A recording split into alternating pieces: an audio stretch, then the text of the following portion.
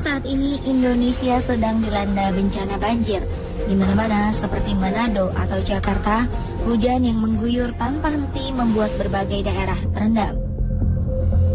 Banyak faktor yang menyebabkan peristiwa malang ini, di antaranya rendahnya kesadaran masyarakat terhadap sampah, sehingga aliran air seperti sungai dan kali menjadi terhambat. Apalagi lahan hijau yang seharusnya menyerap air kini sangat langka. Namun di balik bencana ini ada hal-hal unik yang terjadi. Berikut 7 kisah unik di saat banjir, versi On The Spot.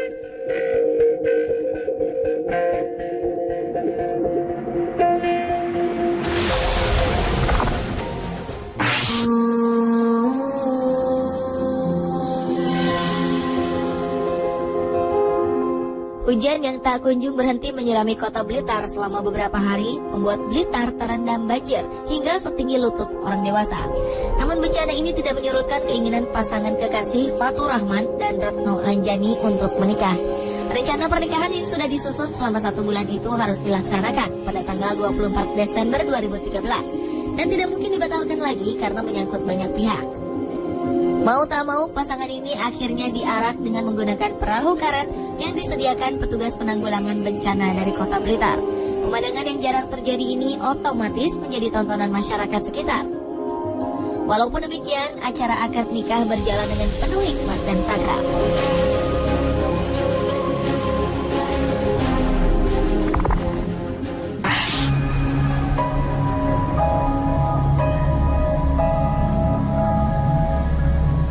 Pasca banjir yang melanda kampungnya, rumah Ram yang terletak di Dusun Laban Mulia, Kecamatan Karawang, Jawa Barat, tiba-tiba ramai dipenuhi warga sekitar.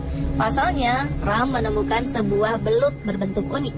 Belut ini memiliki panjang 40 cm dengan berat 3 ons. Hampir seluruh tubuhnya berwarna kuning keemasan. Pada bagian kepala, terdapat corak hitam di atas mata yang menyerupai alis. Karena bentuknya yang unik, sebagian warga ada yang menganggap bahwa belut ini merupakan titisan Putri Duyung. Bahkan ada yang meyakini air bekas penyimpanannya bisa mengobati berbagai jenis penyakit. Ram sendiri tidak tahu pasti apakah belut tersebut berkhasiat. Belut ini ditemukan Ram ketika dia sedang mencari ikan di sawah selepas banjir. Karena warnanya yang unik, Ram ingin memeliharanya.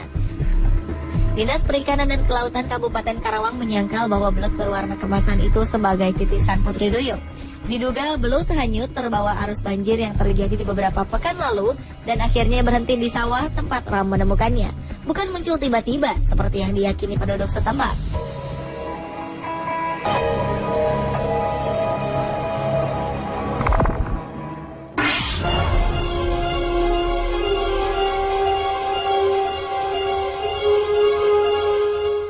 Kalau diperhatikan, musim hujan beberapa hari ini, ada beberapa orang yang malah mendapatkan rezeki di tengah bencana banjir yang melanda Jakarta. Ya, ojek gerobak dan pedagang perahu karet menjadi solusi bagi warga yang setiap hari harus melewati daerah banjir.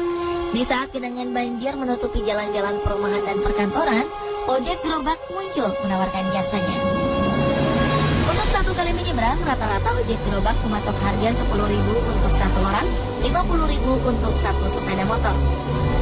Di kawasan elit, penjajah perahu karet mulai bermunculan ketika banjir melanda perumahan-perumahan mewah. Harga perahu karet yang ditawarkan berkisar 300.000 sampai setengah juta rupiah.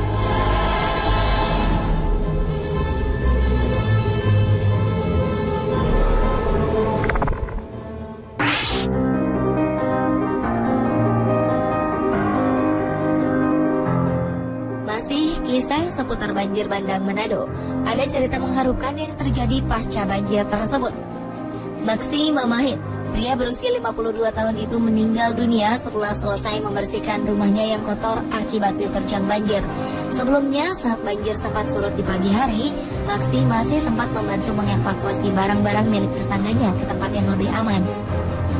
Setelah itu, daerah perumahannya kembali diterjang banjir.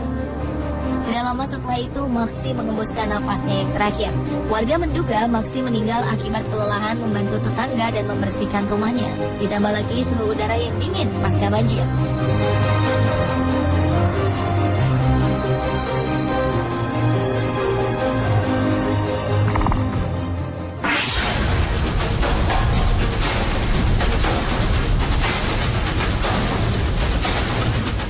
Banjir memang membuat kesal semua orang yang mengalaminya. Namun alih-alih menggerutu karena banjir, beberapa warga asing ini malah mencari kesenangan sendiri di tengah banjir. Daniel, warga asal Selandia Baru ini misalnya, hobinya berselancar langsung dipraktekkan di tengah genangan air di depan Bank Mandiri. Untuk menarik selancarnya, Daniel menyewa sepeda motor sekaligus dengan pengendaranya. Adegan ini otomatis mencuri perhatian orang banyak.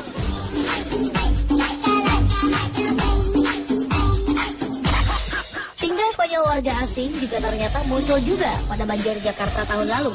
Turis asal Jerman yang bernama Tim Lehmann dan temannya Thomas Hauser dari Swiss menyewa sebuah pelampung untuk melakukan kesenangannya. Ketika hujan reda, Lehmann mencoba bersantai menikmati sore hari dengan tiduran di atas banjir yang menggenangi jalan MH Tamrin dengan menggunakan pelampung. Hauser kemudian menarik pelampung itu dengan tali dan berjalan-jalan di sekitar jalan MH Tamrin.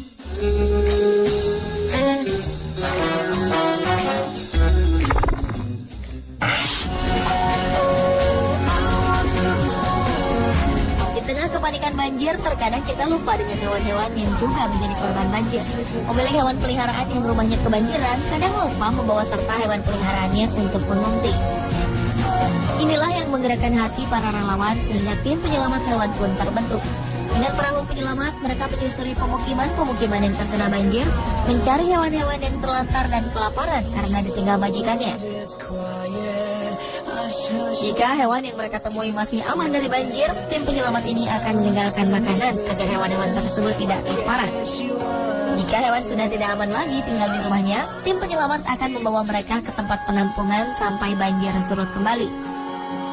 Tidak hanya hewan peliharaan, hewan-hewan liar yang ditemukan pun akan diangkut ke tempat penampungan.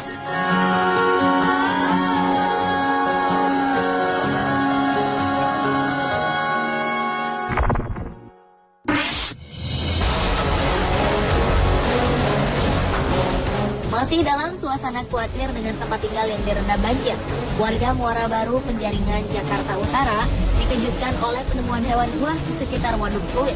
Tidak hanya satu, ada 3 hewan buas yang ditangkap oleh warga, yaitu biawak, ular piton, dan ular sanca batik. Penemuan ini membuat warga cemas. Agar tidak membahayakan, ketiga binatang tersebut langsung dikurung di tempat yang aman. Ular piton yang ditangkap panjangnya mencapai 4,5 meter. Ular ini memang tidak berbisa, namun lilitannya bisa meremukkan tulang manusia dan membelit tubuh manusia sampai mati. Ular sanca batik yang ditemukan panjangnya mencapai 6 meter. Ular ini memiliki bisa yang mematikan.